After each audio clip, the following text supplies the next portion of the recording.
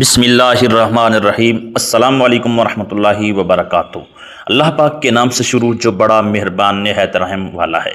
ایک ایسی رات جس رات میں آل رسول صلی اللہ تعالیٰ علیہ وسلم اور اہل بیت اطہار پر ہر طرح کے ظلم کے پہاڑ ڈھائے گئے اور ہر چیز کو لوٹ لیا گیا، اور حضرت امام حسین رضی اللہ تعالیٰ عنہ کے 72 اصحاب کو شہید کر دیا گیا، اور ان کے سروں کو ان کے جسم سے جدا کر کے ان کے جسموں کی بے حرمتی کی گئی، ان کے سروں کی بے حرمتی کی گئی، اور اہل بیت اطہار کی عورتوں کے سروں سے دوپٹوں کو اتار دیا گیا، اور ان کے خیمے کو آگ لگا دی گئی، اور تمام پاک دامن بیبیوں کو قیدی بنا لیا گیا۔ اور دنیا کی وہ رات کے جس رات میں دنیا کا بدترین ظلم اہل بیت اطہار کی عورتوں کے ساتھ کیا گیا۔ لیکن آج کے دور میں یہ رات کس طرح منائی جاتی ہے؟ پیارے دوستو، آج کی اس ویڈیو میں ہم آپ کو بتائیں گے کہ شام غریباں کی اصل حقیقت کیا ہے، شام غریباں کیا ہے، اور اس رات کا آغاز کب سے شروع ہوا، اور سب سے پہلے شام غریباں کی مجلس کس نے پڑھائی، اور شام غریباں کی رات تمام شیعہ حضرات مرد و عورت ایک جگہ اکٹھے ہو کر لائٹس بند کر کے کیا کرتے ہیں، اس رات کے اندر کون کون سے کام کیے جاتے ہیں،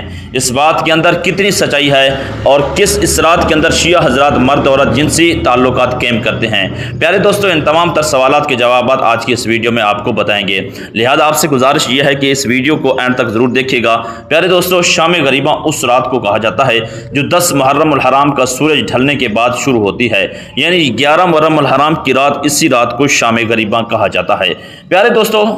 دور حسینی میں 10 محرم الحرام کا سورج طلوع ہوتے اہل بیت اطہار پر ہر قسم کے ظلم و ستم کیے گئے، ایک ایک کر کے حضرت امام حسین رضی اللہ تعالیٰ عنہ اور آپ کی آل اولاد اور 72 اصحاب کو شہید کر دیا گیا۔ حضرت علی اکبر رضی اللہ تعالیٰ عنہ، حضرت عباس رضی اللہ تعالیٰ عنہ اور حضرت امام حسین رضی اللہ تعالیٰ عنہ اور آپ کے 72 اصحاب، یہاں تک کہ ننھے اور پیاسے علی اصغر کو بھی شہید کر دیا گیا۔ جب حضرت امام حسین رضی اللہ تعالیٰ عنہ کے تمام اصحاب ایک ایک کر کے حضور اکرم صلی اللہ علیہ وسلم کی دین کی خاطر جام شہادت نوش کر چکے، تو آخرکار کربلا کی زمین نے یہ منظر بھی دیکھا کہ جب حضرت امام حسین رضی اللہ تعالیٰ عنہ کے جسم مبارک پر تیروں اور نیزوں کی برسات کی گئی اور آپ کو زخمی کر دیا گیا، یہاں تک کہ 10 محرم الحرام کے دن حضرت امام حسین رضی اللہ تعالیٰ عنہ نے اللہ تبارک و تعالیٰ کے حضور جام شہادت نوش کیا، اور اپنے سر کو سجدے میں رکھ کر اللہ تبارک و تعالیٰ کی بارگاہ میں اپنے سر کو سجدے میں کٹوایا، اور اپنی جان کو نانا کے دین پر قربان کرتے ہوئے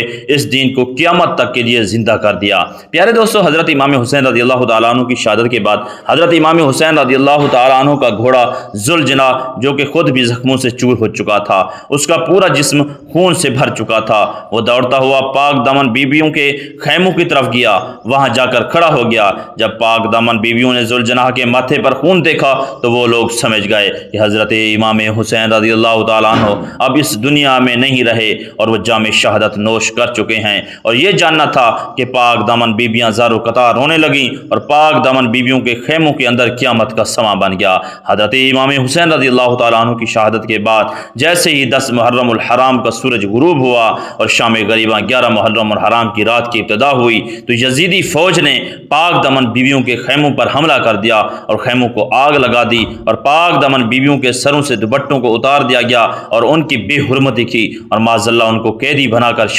شام کی طرف لے جایا گیا، اور شام کے راستے پر ان کو طرح طرح کے ظلم و ستم ڈھائے گئے، یہاں تک کہ ننھی سکینہ رضی اللہ تعالی عنہا کے چہرے مبارک پر شمبے لعین تھپڑ مرتا رہا اور آپ کو پینے کے لیے پانی تک نہ دیا۔ پیارے دوستو، یہ وہ تمام تر مظالم ہیں جو حضرت امام حسین رضی اللہ تعالی عنہ پر اور آپ کی آل اولاد پر 10 محرم الحرام اور شام غریباں کیے گئے۔ پیارے دوستو، اب بات کرتے ہیں کہ آج کے دور میں شام غریباں کس طرح منائی جاتی ہے، اور شام غریباں کی مجلس کا آغاز سب سے پہلے کس نے کیا، اور کیا شام غریباں کے اندر مرد اور عورت ایک جگہ اکٹھے ہو کر لائٹس بند کر کے جنسی تعلقات قائم کرتے ہیں؟ کیا ان جنسی تعلقات سے پیدا ہونے والے بچے کو ذاکر کہا جاتا ہے؟ پیارے دوستو، شام غریباں کے متعلق آج کے اس دور کے اندر بہت ساری ایسی باتیں مشہور ہیں جن کے اندر یہ دعویٰ کیا جاتا ہے کہ شام غریباں کی رات شیعہ حضرات مرد اور عورت اکٹھے ہو کر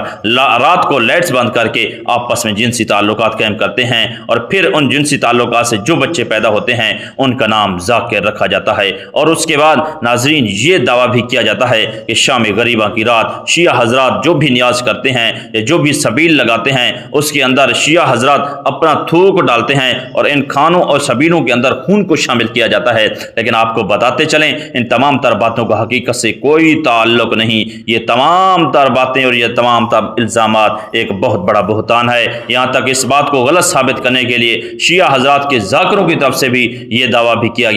जाता रहा। और आप शाम गरीबा की रात आएँ और कहा कि आप खुद देखें कि शाम गरीबा की रात आखिर क्या किया जाता है। प्यारे दोस्तों, तमाम तर मजहबी इख्तलाफात अपनी जगह, लेकिन शाम गरीबा की रात तमाम तर ज़ाकिरीन अपनी मजालिस के अंदर उन तमाम तर वाक़ियात का जिक्र करते हैं जो तमाम तर वाक़ियात 10 मुहर्रमुल हराम के दिन और 11 मुहर्रमुल हराम की रात यानी शाम गरीबा की रात हज़रत इमाम हुसैन और आपकी आल औलाद के साथ पेश आए। यानी ये तमाम तर लोग एक जगह इकट्ठे होकर लाइटें बंद करके उस अंधेरे की याद को ताज़ा करते हैं जिस अंधेरे का सामना हज़रत इमाम हुसैन रज़ियल्लाहु ताला अन्हु के ख़ानदान ने किया था। और उन पर जो वाक़ियात का जिक्र करते हैं, जो वाक़ियात और मज़ालिम हैं हज़रत इमाम हुसैन रज़ियल्लाहु ताला अन्हु की आल औलाद के साथ हुए। जैसा कि हज़रत इमाम हुसैन रज़ियल्लाहु ताला अन्हु के 72 असहाब को शहीद किया गया और पाक दमन बीबियों के खैमों को आग लगाई गई। नन्ही सकीना के कानों से बालियों को खींच लिया गया जिसकी वजह से आपका पूरा लिबास खून से भर दिया गया। नन्ही सकीना के मुंह पर थप्पड़ मारे गए। अहले बैत अतहार की औरतों की बेहुरमती की गई, उनके सरों से दुपट्टों को उतारा गया,